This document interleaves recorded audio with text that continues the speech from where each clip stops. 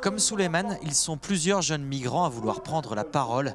Ils racontent leur quotidien et la recherche permanente d'un logement pour passer la nuit.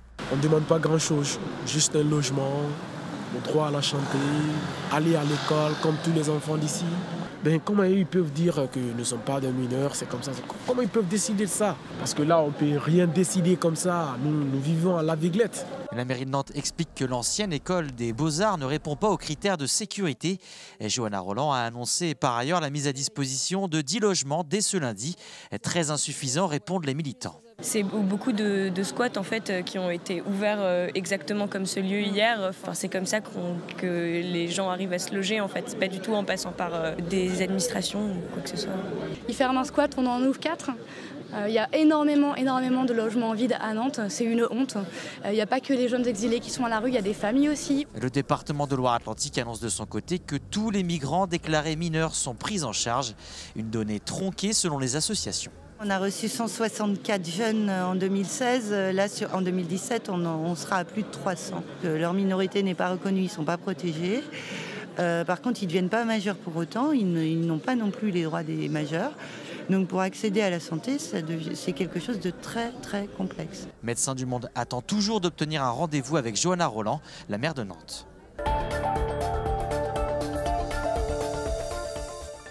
Les producteurs bio sont en plein doute. Fin septembre, le ministre de l'Agriculture a annoncé la fin de l'aide au maintien, une aide versée après la phase de conversion en bio. L'État se désengage, alors les producteurs demandent à la région de prendre le relais. Les Pays de Loire sont une région leader en agriculture biologique. Cette position leader en France, nous pourrions la perdre très rapidement parce que des régions ont fait des choix beaucoup plus ambitieux en termes d'agriculture biologique. Notre voisine, la Nouvelle-Aquitaine, a fait des choix de budgéter l'aide au maintien d'une manière importante.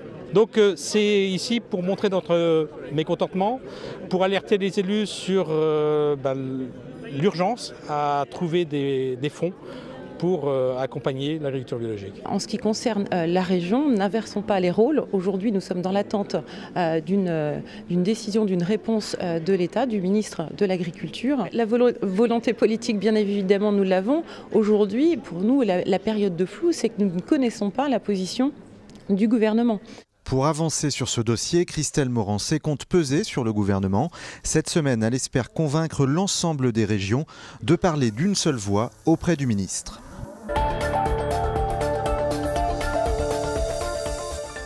C'est fait, l'aéroport de Nantes Atlantique a passé le cap des 5 millions de passagers ce mardi 21 novembre. 5 millions de personnes ont transité dans ses murs depuis le 1er janvier. C'est 14% de plus que l'an passé. Une croissance tirée par les vols à l'international. À noter cette année l'arrivée de 3 nouvelles compagnies à Nantes, British Airways, la Lufthansa et Chalair Aviation.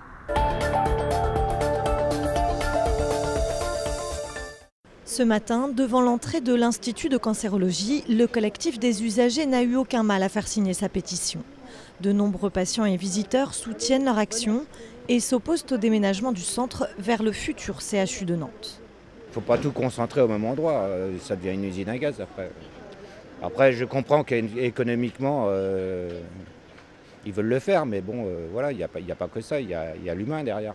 Je ne vois pas l'intérêt de le déménager, d'aller le mettre ailleurs avec toutes les dépenses que ça va engendrer. Je ne vois pas l'intérêt. Et puis bon, il est dans son petit écrin de verdure. Je ne sais pas comment serait l'autre, mais non, on est bien ici. Je viens depuis quelques années et c'est super. Et j'envisage pas aller de l'autre côté. Au moins, j'espère ne pas y aller. Lancée en septembre, la pétition en ligne a déjà recueilli près de 1200 signatures, dont celle du maire de Saint-Herblain.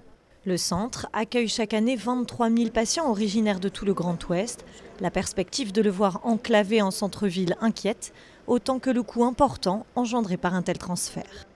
Il y aura une dette sur le bâtiment actuel qui vient juste d'être rénové et qui n'est pas encore payée et qui ne sera pas payée lors du déménagement. Et il y aura une dette sur le nouveau bâtiment. Donc en fait, Gauduchot se retrouvera doublement endetté et se retrouvera financièrement dans le rouge. Donc nous, on pense qu'en perdant de l'argent, ce sont la qualité des soins qui va être mis en péril à cause de ce déménagement. La décision de déplacer ou non le centre René Gauduchot devrait être annoncée le mois prochain.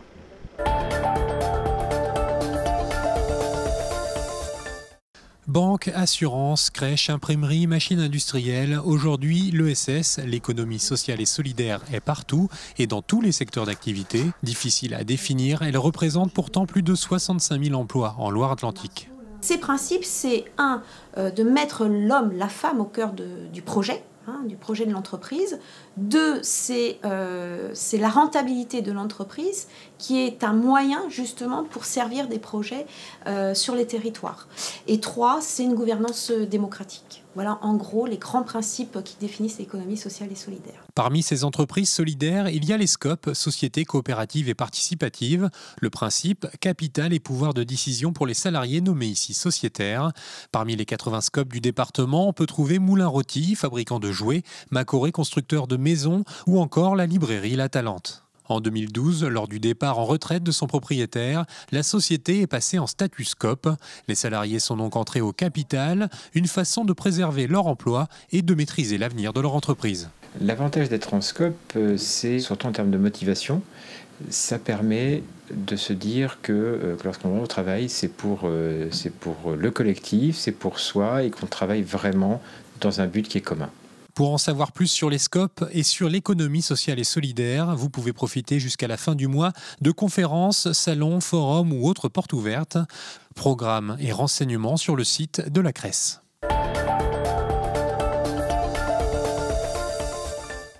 Après l'Orient, les agriculteurs avaient prévu de prélever un échantillon de soja étranger dans le port de Saint-Nazaire. On voulait simplement prendre un échantillon pour l'analyser et pour évaluer la teneur en glyphosate et en OGM, pour aller porter le résultat à nos parlementaires et à notre gouvernement. Mais les dockers, prévenus par leurs collègues lorientais, s'y sont physiquement opposés.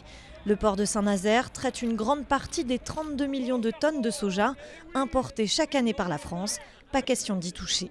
À quel moment ils nous ont prévenus qu'ils venaient sur le port? À aucun moment ils nous ont prévenus. Et on aurait pu plutôt s'associer dans cette démarche. Parce que sur le fond, ils ont raison de lutter pour leur survie. Et je dirais que c'est bien ce qu'ils font. Ceci étant, nous sur un port, on a effectivement d'autres enjeux qui nous sont posés. La coordination rurale a dû s'expliquer. Leur objectif n'est pas de pénaliser le port, mais bien de prouver que ce soja est transgénique et largement traité au glyphosate, alors même que l'Europe envisage d'interdire son utilisation. On n'a pas à s'affronter avec les dockers qui sont eux aussi exposés comme nous et que de toute façon le problème c'est pas eux. Voilà. Le problème, je l'ai déjà dit, il est politique et il faut qu'aujourd'hui nos politiques décident si oui ou non on veut dorénavant arrêter le glyphosate. Et bien si on l'arrête, on arrête aussi les importations. Le port a finalement accepté de leur fournir un bon de livraison de soja importé. L'action s'est terminée dans le calme en fin d'après-midi.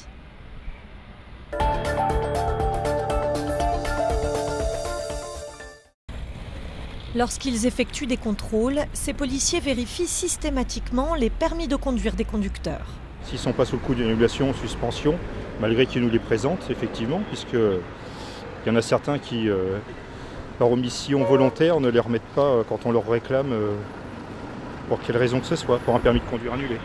Cette tâche se faisait auparavant en contactant la salle de commandement par radio. Elle est désormais totalement automatisée via un smartphone ou une tablette. L'agent scanne le permis ou rentre manuellement les données. Il peut ainsi obtenir de nombreuses informations. Donc on tape le nom, prénom et date de naissance de la personne.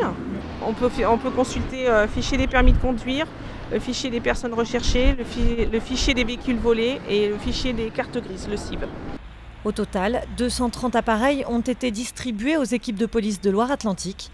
Une avancée considérable, notamment en termes de réactivité des forces de l'ordre sur le terrain. Ça nous permet, nous, en termes opérationnels, de très rapidement de savoir à qui on a affaire. Donc effectivement, ça permet de savoir si on a en face de nous quelqu'un qui est dangereux ou potentiellement dangereux, et donc de prendre les mesures nécessaires d'interpellation ou de précaution pour le contrôler ou pour l'interpeller. Enfin, ce nouveau dispositif permet aux agents de police de verbaliser et de transmettre directement les procès-verbaux, qui vous parviendront peut-être désormais encore plus rapidement.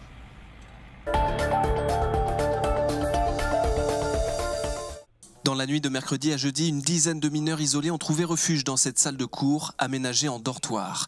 Une occupation solidaire qui mobilise une centaine d'étudiants. On occupe le sous-sol de Sancy pour pouvoir donner tout simplement un logement décent, mieux que la rue, à des mineurs isolés qui n'ont aucun droit pour dormir. Donc on organise des espaces de solidarité, une cuisine collective, il va y avoir l'association Hors les Murs qui va venir donner des cours de français, des cours de maths et des choses comme ça aux mineurs isolés. Au plus fort de la mobilisation, les étudiants espèrent accueillir jusqu'à 60 mineurs étrangers.